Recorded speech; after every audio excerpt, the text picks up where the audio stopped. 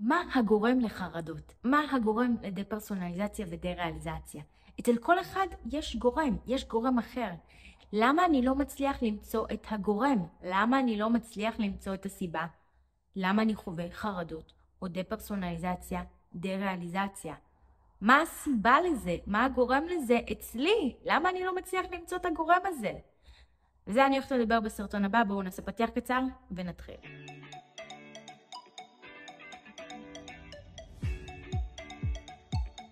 שלום וברוכים השבים לערוץ היוטיוב שלי, אני בר דדי ואני מאמנת להתמודדות עם חרדה, דיכאון, דה-פרסונליזציה ודה-ריאליזציה. בסרטון הזה אני רוצה לדבר על הסיבה למה הרבה אנשים לא מצליחים למצוא את הגורם ומה ההשלכות של זה. לכל דבר יש סיבה, יש גורם. בן אדם לא קם סתם כך בבוקר ופתאום מתחיל להרגיש חרדה או דה-פרסונליזציה, דה-ריאליזציה, בלי שום סיבה ספציפית, קונקרטית. ומה שקורה הרבה פעמים שאנשים לא מצליחים למצוא את הגורם. הם אומרים, אין גורם, אין סיבה. יש לזה השלכות. ברגע שאין לזה גורם, אין לזה סיבה מבחינת התפיסה שלי, כי אני לא יודע מה הגורם, מה הסיבה. מה שיקרה זה שאני אכנס למצב של חרדה כללית, יהיה לי כל הזמן חוסר שקט, או ניתוק כל הזמן שנשאר במצב סטטי. הסיבה לכך היא בגלל שאני אהיה בחרדה מאוד גדולה. אני אהיה בחרדה מאוד גדולה, וזה יכול להוביל אותי לניתוק. כי בעצם אין סיבה למה פתאום הרגשתי תחושה איומה של איבוד שליטה, שאני עומד להשתגע. אין לזה סיבה, וזה מכניס אותי לפחד וללחץ ולחרדה, שאולי זה יקרה לי עכשיו שוב. אולי שוב פעם, עכשיו אני ארגיש את הדבר הזה, כי אני לא יודע מה הגורם לזה, אז אני לא יודע איך לטפל בזה, אני לא יודע איך לעצור את זה, ואני לא יודע איך למנוע מזה לבוא שוב. החוסר אונים הזה מייצר פחד, ופחד זה מה שמייצר לנו את החרדות, את הדה-פרסונליזציה ודה-ריאליזציה. ולכן חשוב כן להתעקש לחפש את הגורם ולמצוא אותו, גם אם אתם מרגישים שאין, יש. הרי צריך להיות סיבה הגיונית, למה בן אדם קם בבוקר ופתאום מרגיש מנותק. צריכה להיות סיבה הגיונית לזה.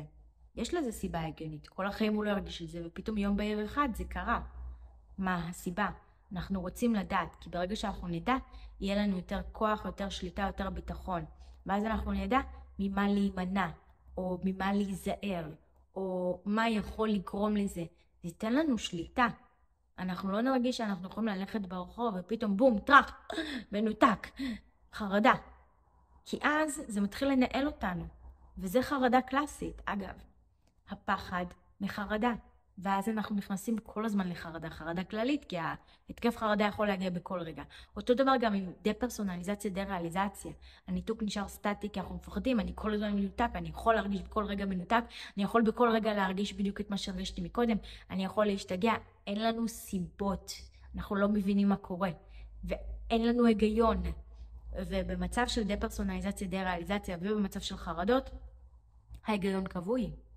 אז עוד יותר גרוע, מה שמייצר לנו עוד יותר מחשבות מוזרות וגורם לחרדה, דה-פרסונליזציה, דה-ריאליזציה, לנהל לנו את החיים. וזה לא טוב. ולכן ממש חשוב לדעת מה הגורם.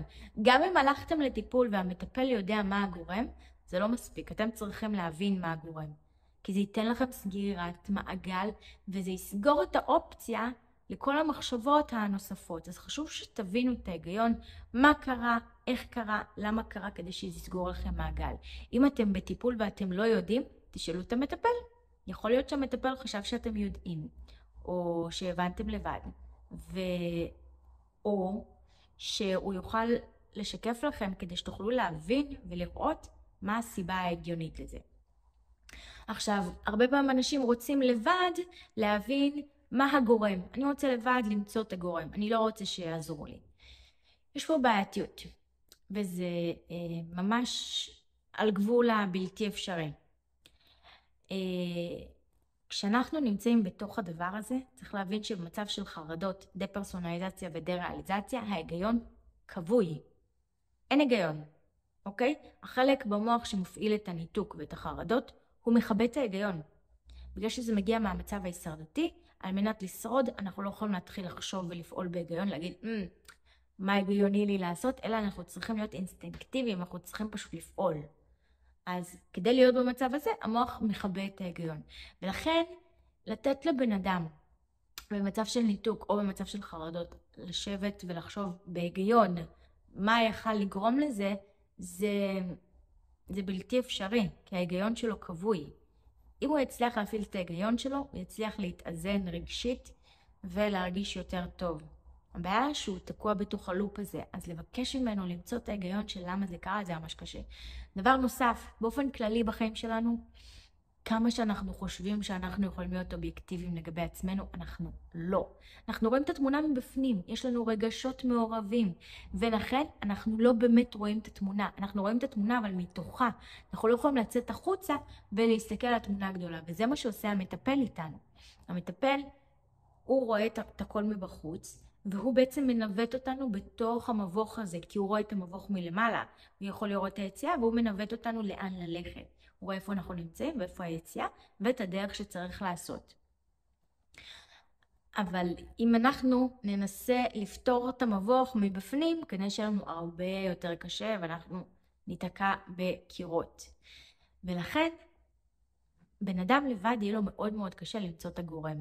לדה-פרסונליזציה, לדה-ריאליזציה, לחרדות, לדיכאון, ללא משנה מה. יהיה לנו קשה למצוא את הגורם, יהיה לנו קשה לראות מה בנו יוצר את הפחדים האלה. יהיה לנו קשה לראות את הלופ, את הלולאות, את הסיבות. ולכן, בגלל זה אני כל הזמן ממליצה ללכת למטפל או מטפלת שיעזרו לכם למצוא את זה. שיעזרו לכם לשקף את זה לעצמכם. בקורס הדיגיטלי שלי יש כלים שעוזרים למצוא את זה, שעוזרים לעשות מעקב, ואז בעצם אפשר ככה להבין מאיפה זה מגיע, ויש שם גם כל מיני כלים ותרגילים להרבה דברים שהם בדרך כלל הגורמים שיוצרים את זה אצל אנשים. זה אחד מהכלים בדרך כלל עוזר למצב הזה, הוא קולע לגורם של אותו בן אדם, ועוזר לו לפתור את זה.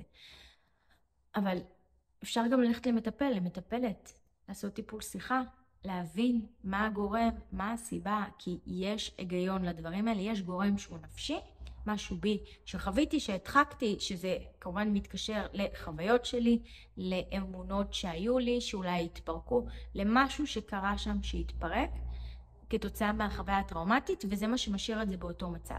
ובנוסף גם להבין את ההיגיון של למה זה קרה בהתחלה.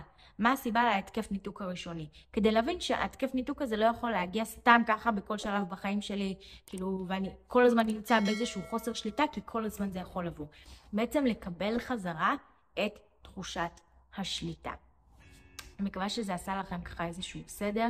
אם הסרטון הזה עזר לכם, תעשו לייק. אם יש לכם עוד שאלות לגבי זה, תרשמו לי כאן בתגובות, אני אשמח לענות לכם. וכמובן, אם עדיין לא לחצתם להירשם כמנוי, לחצו עכשיו להירשם כמנוי, וניפגש בסרטון הבא. ביי!